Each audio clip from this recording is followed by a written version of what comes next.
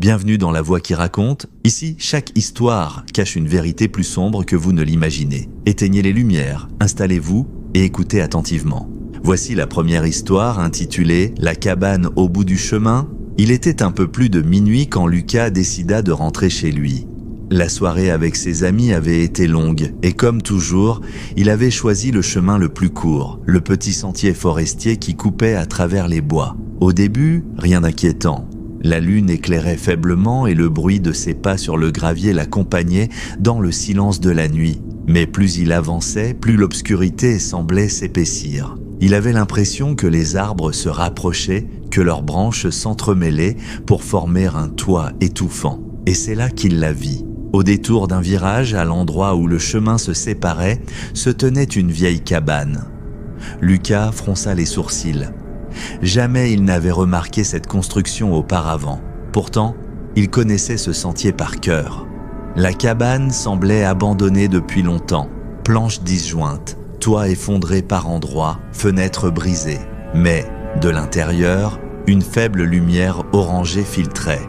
Une bougie peut-être? Ou pire, un feu. Lucas s'arrêta hésitant. Il sentit son cœur accélérer. Il savait qu'il devait continuer son chemin, mais quelque chose, une curiosité presque malsaine, l'attirait vers cette cabane. Alors, contre toute logique, il s'approcha. La porte grinça lorsqu'il la poussa légèrement. À l'intérieur, l'air était lourd, étouffant. Les murs étaient couverts de symboles étranges, tracés à la craie ou peut-être gravés au couteau. Sur une vieille table, une bougie consumée éclairait un carnet ouvert. Lucas s'avança et lut les premières lignes. « Si tu lis ceci, il est déjà trop tard. La cabane t'a vu. Elle t'a choisi. » Lucas recula d'un pas, glacé. Une voix rauque résonna alors derrière lui. « Tu ne devrais pas être ici. » Il se retourna d'un coup. Personne. Mais la porte, elle, était maintenant fermée. Il tenta de la rouvrir, mais la poignée resta bloquée. Le battement de son cœur résonnait dans ses oreilles. Derrière lui, la flamme de la bougie vacilla, puis s'éteignit. Dans le noir complet, Lucas sentit une présence. Quelqu'un ou quelque chose respirait tout près. Une main glaciale effleura son épaule. Lucas cria et se débattit, mais ses pieds semblaient dire collés au sol. La voix reprit, tout contre son oreille. « Maintenant, c'est toi qui dois écrire la suite. » La table trembla, le carnet se tourna tout seul vers une nouvelle page blanche.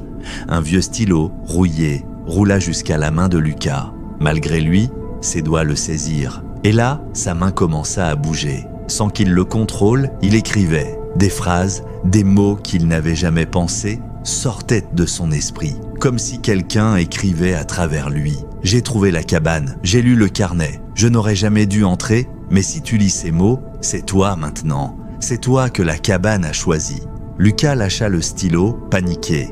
Il courut vers la porte, frappa de toutes ses forces. La cabane semblait rire. Ses murs vibraient d'un écho sourd. Puis en eut soudain le silence. La porte s'ouvrit d'un coup. Lucas sortit en trébuchant, haletant, le visage couvert de sueur. La forêt semblait normale à nouveau. La lune brillait, le sentier s'étendait devant lui. Il voulut courir, oublier, mais une curiosité terrible le fit se retourner une dernière fois. La cabane avait disparu. À sa place, il n'y avait plus qu'un espace vide, avec quelques herbes folles et une terre noire comme brûlée, comme si rien n'avait jamais existé. Lucas n'en parla jamais à personne, mais depuis cette nuit, chaque fois qu'il passe devant un miroir, il aperçoit, derrière lui, l'ombre de la cabane. Et parfois, au milieu de la nuit, il se réveille en sursaut, car une main glaciale serre son épaule. Si vous êtes encore là, c'est que l'histoire ne vous a pas laissé indemne. Abonnez-vous, car la prochaine fois, ce sera peut-être vous, le personnage principal.